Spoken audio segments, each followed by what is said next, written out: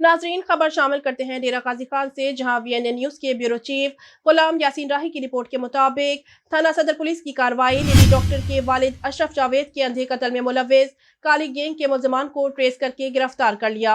SHO थाना सदर मोहम्मद यूनुस ने बताया कि DPO मोहम्मद राशिद हिदायत के हुक्म पर चोरी और डकैती में मुलविस गैंग की गिरफ्तारी अमल में लाने के लिए थाना सदर पुलिस ने भरपूर इकदाम अमल में लाए हैं। इसी सिलसिला में DSP सर्कल सिटी अब्दुल रहीम की सुपरविजन पर भरपूर कार्रवाई अमल में लाए हुए चोरी और डकैती में मुलविस 3 गैंग्स को गिरफ्तार करके रकम और डकैती शुदा मोटरसाइकिल और असलाह बरामद कर लिया।